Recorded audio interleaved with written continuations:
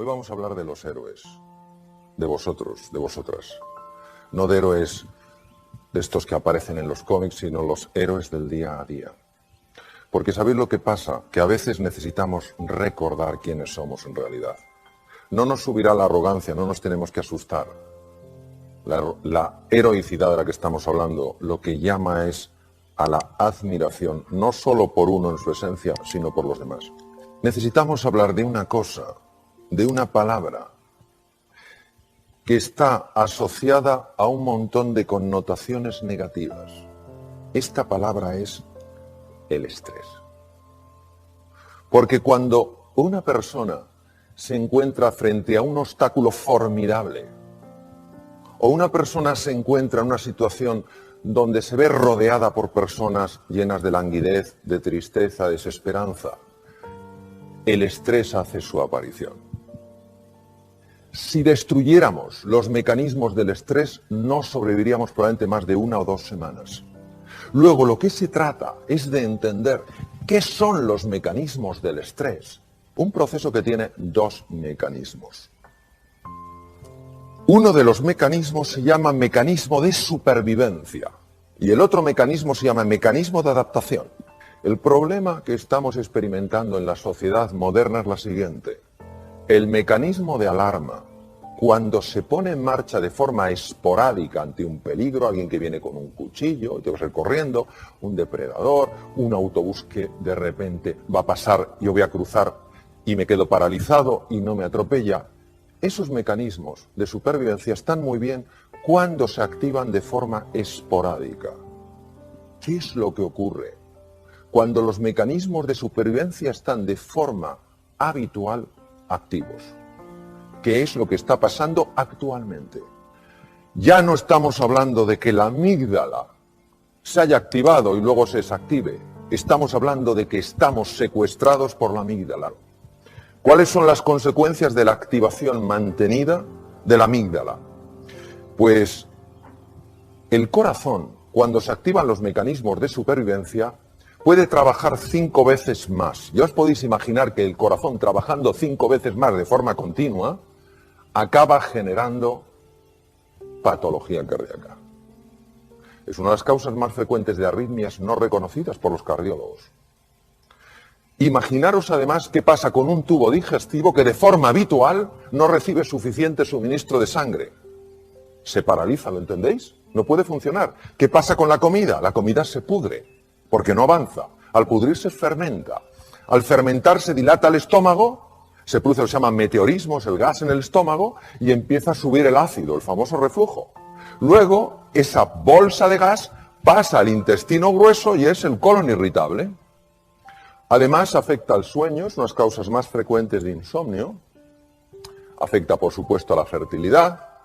Genera tal grado de tensión muscular que acaba produciendo dolores de espalda, dolores en muchos sitios.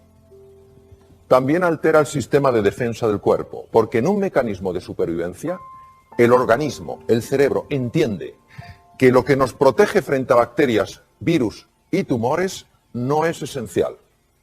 Por eso se funciona mucho peor a la hora de defenderse frente a una gripe, un catarro, etcétera, etcétera. Tener activado de forma habitual el mecanismo de supervivencia no solamente genera todos estos problemas incómodos del tubo digestivo, no solamente nos acatarramos con más frecuencia, cogemos gripes con más facilidad, dormimos menos, etcétera, etcétera, sino que también tiene la capacidad de afectar a la genética. Afortunadamente tenemos también otros mecanismos de adaptación. Los mecanismos de adaptación son muy interesantes. ¿Por qué? Porque nos ayudan ante la dificultad de una manera completamente distinta a los mecanismos de supervivencia. Son los mecanismos naturales del ser humano. Nosotros hemos progresado a lo largo de la evolución desde hace 2,5 millones de años porque los mecanismos que hemos puesto en marcha fundamentalmente son de adaptación. Solo ante la presencia de un tigre de dientes de sable o un mamut o un mastodonte hemos puesto mecanismos de supervivencia. ¿Por qué son tan interesantes los mecanismos de adaptación? Por lo siguiente. Cuando el cerebro pone en marcha ese mecanismo, a diferencia de cuando pone en marcha el de supervivencia, la sangre no va a la amígdala, sino que va a la zona prefrontal. la zona clave para prestar atención, para ver las cosas con perspectiva, para tomar decisiones y para aprender. Además, da una orden para que células madre situadas en las cavidades cerebrales empiecen a convertirse en neuronas, y esto es aprobado en adulto.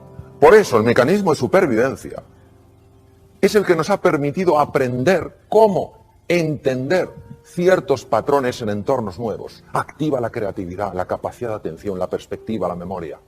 ¿Por qué el ser humano moderno tiene de forma habitual, y esto es una cosa súper constatada desde el punto de vista médico, ¿por qué tiene activado de forma habitual sus mecanismos de supervivencia? Si no le ayudan a adaptarse y encima le generan desgaste incluso a nivel celular. Eso es lo que tenemos que resolver. Generamos interpretaciones de amenazas que son creaciones mentales y respondemos como si fueran peligros y amenazas físicas. Ahora, ¿por qué ponemos en marcha estos mecanismos en lugar de mecanismos de adaptación? Entendemos que el cerebro se equivoca. La clave es múltiple. Vamos a analizar los elementos más importantes. El primero es el manejo de la atención. ¿Dónde pongo yo mi atención? ¿Dónde me estoy enfocando? ¿Por qué? Porque donde llevéis vuestra atención será siempre más real para vosotros. Muy importante, la atención es selectiva. Vemos donde miramos. La realidad es muy amplia, pero si solo estamos mirando a un sitio no veremos lo otro. Mucho cuidado con la toxicidad ambiental. Hay personas que son extraordinarias y a su vez son como agujeros negros. Te chupan la energía. Ves a otra persona igual y dice, ¿tú también has estado con él? Sí.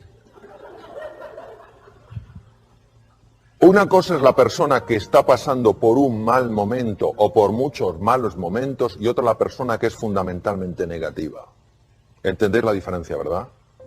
Mi consejo es distancia, porque os afectará sin que os deis cuenta por vía inconsciente. No penséis que vale decir, no, yo sé perfectamente lo que de esta persona me voy a quedar o no voy a quedar. No es así. Por vía inconsciente está entrando y está afectando a cómo percibo el mundo. Luego, ser vosotros y vosotras los dueños de vuestra atención. Poner vuestra atención donde entendáis que es inteligente y apartaros de cualquier sitio que por llevaros a ese entorno pone en marcha automáticamente mecanismos de supervivencia. Las expectativas que tengáis de vosotros y de los demás tienen por sí solas la capacidad de activar o desactivar los mecanismos de supervivencia. La voz interior tiene tres formas. La voz de la desesperanza, no hay salida. La voz de la sumisión, si hay salida yo no la puedo encontrar. Y la voz punitiva, si hay salida y puedo encontrarla, no merezco.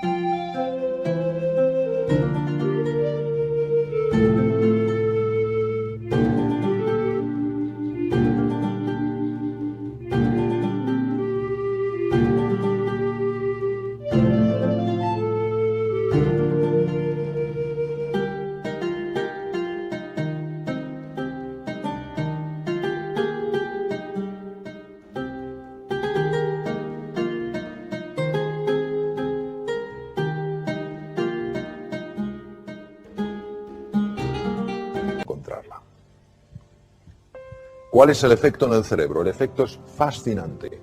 Activan la amígdala, ¿os acordáis de la amígdala? Activan la amígdala, pero no frente al depredador. Activan la amígdala desde esquemas mentales, puros.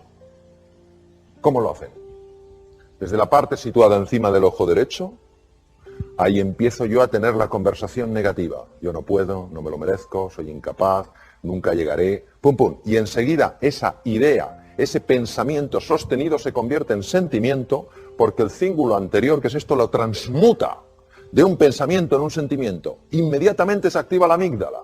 La amígdala activa el hipotálamo en la profundidad del cerebro y el hipotálamo pone en marcha el mecanismo de supervivencia a través de las glándulas suprarrenales encima de los riñones, que inundan la sangre de adrenalina, noradrenalina y sobre todo de cortisol, que es la hormona reina en lo que es el mecanismo de supervivencia.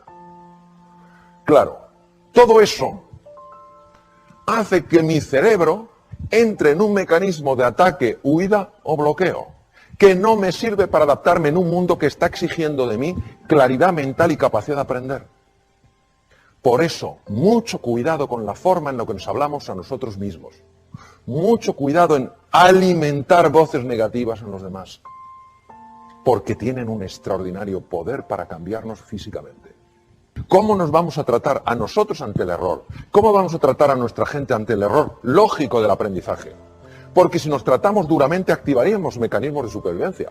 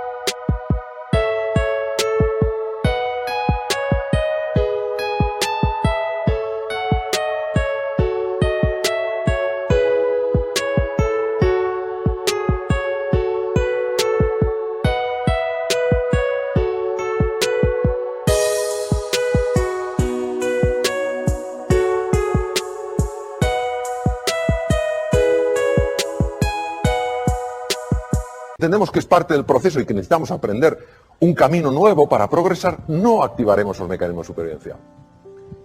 Ojo, porque somos muy duros con nosotros mismos. Y las heridas que nos hacemos en el corazón, y las heridas que facilitamos que a veces otros se hagan, cuesta mucho esfuerzo y mucho trabajo reparar. Hace falta mucho tiempo, mucho compromiso, para curar, para sanar heridas en el mundo emocional.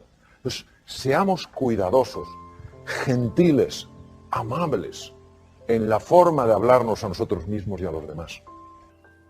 Lo que te permite el mindfulness, lo que te permite estar aquí y ahora, activando nuevos circuitos y desactivando circuitos que no te ayudan, es empezar a cambiar tu percepción de las cosas.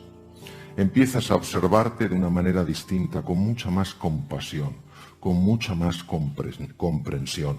Empiezas a ver a las demás personas con más benevolencia. Te vas dando cuenta de que, claro, que muchas veces la irritación hace que nos provoquemos unos a otros, pero detrás de la irritación, detrás de la provocación, al menos la mayor parte de las veces, no hay un deseo de dañar, sino es como el que está ahí, como el elefante en cacharrería, o sea, no sabe por dónde, cómo ventilar su tensión y la ventila a través de la agresión.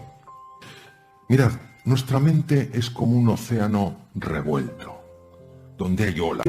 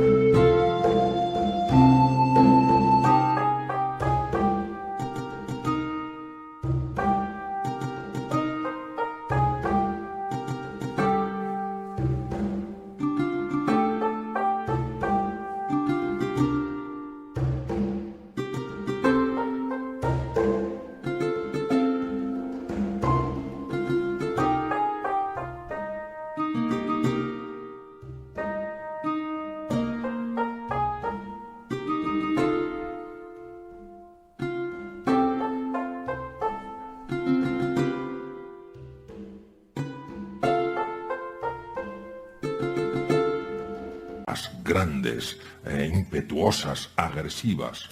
Y, pues claro, esto nos afecta a nuestra vida, nos afecta a la salud, nos genera tensión, sube el colesterol, sube los lípidos, sube la glucosa, sube el cortisol, en fin, un montón de lío.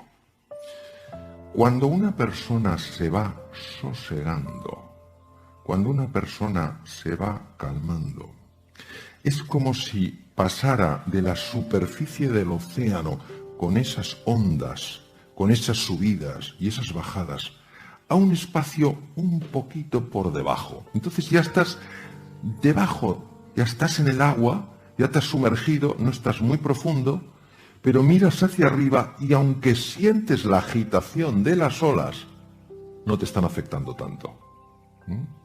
¿Cuántas veces nos habrá pasado más de uno que estamos en un mar revuelto, te viene una ola y dices, esto es muy grande? Y en lugar de aguantarla diciendo, conmigo no puede nadie, tú te sumerges y la ves pasar por encima. Pues es lo mismo, a medida que vas avanzando en la práctica del mindfulness, claro que se siguen produciendo olas, porque la mente no para de producir esos pensamientos, pero ya no te atrapan, los ves como a distancia. Conforme vas profundizando, vas entrando en un sitio verdaderamente curioso. Este es el fondo de la mente humana. Y entonces en el fondo, ¿tú qué ves? En el fondo lo primero que ves son capacidades tuyas que no sabías que tenías. Por eso mejora la confianza, tienes más ilusión, tienes más alegría. Y también descubres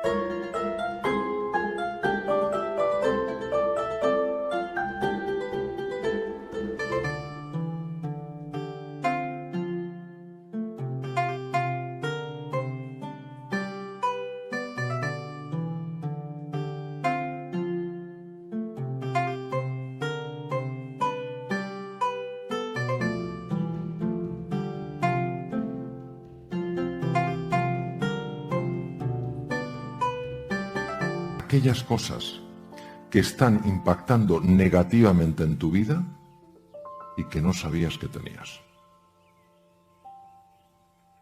Descubres, por ejemplo, hasta qué punto uno está centrado en sí mismo. Cosas que no son agradables de ver, pero cuando las ves, las puedes resolver. El mindfulness es un abordaje que lo que busca es enseñarte un camino para reencontrarte con tu verdadera identidad. Entonces, la mente plenamente presente, que es lo que significa mindfulness, que tiene unos ejercicios, lo que hace es irte entrenando en eso. Es decir, irte entrenando para que tú seas el dueño, la dueña de tu atención, en un mundo que está permanentemente distraído, donde pensamos que la multitarea es lo normal. La multitarea es profundamente anormal. No hay un solo estudio científico que demuestre que el ser humano está hecho para la multitarea. Otra cosa es que vivamos así, entonces se fractura la atención. Conforme tú vas ganando espacio, teniendo esos 5 minutos, 10 minutos, a lo mejor por la mañana, dices, me voy a sentar. Me voy a sentar con tranquilidad, me voy a poner una alarma suave, no te pongas el típico de martillos alemanes, de la alarma que te levantas y parece que te ha dado un yuyu. Te pones una música suave a los 10 minutos para olvidarte del reloj, y dices, vamos a ver esto. Y entonces sencillamente, sentadito o tumbado, empiezas a notar la respiración. Y entonces te aparece el pensamiento, ¿qué habrá de desayuno? ¿O qué desayunaré hoy? Y tú no te enfadas, no. Tú haces como si tuvieras una mascota. No le arrancas el cuello cuando está aprendiendo. Tú la traes con firmeza y amabilidad y vuelves aquí. Y sigues en tu atención, se te vuelve a ir. Pero tú, con la misma paz y firmeza, lo vuelves a traer. Y te vas entrenando en eso. Y entonces, lo que va pasando con el tiempo es que la mente se apacigua. Tu reactividad se reduce. Y empieza a haber un espacio para la respuesta. Somos criaturas muy reactivas. ¿Qué tal estás? ¿Por qué? No, yo solo te preguntaba qué tal estás, ¿no? Entonces, esa reactividad que es un fruto directo de la mente que rumia, de la mente que agita, esa reactividad se va reduciendo. Empiezas a tener más vitalidad, empiezas a tener más tranquilidad, empiezas a tener más energía, empiezas a tener más compasión. Que sepamos que dentro de cada uno de nosotros hay ese ser invencible, que no es un canto a la arrogancia, no es un canto a la prepotencia, sino es verdaderamente reconocer que no hay entre vosotros, no hay entre nosotros nadie que haya sido llamado a la mediocridad. Todos hemos sido llamados a la grandeza. Pero para poder escuchar ese maravilloso Stradivarius en medio de la orquesta, hay que saber silenciar un poco los platillos. Bueno, muchas gracias.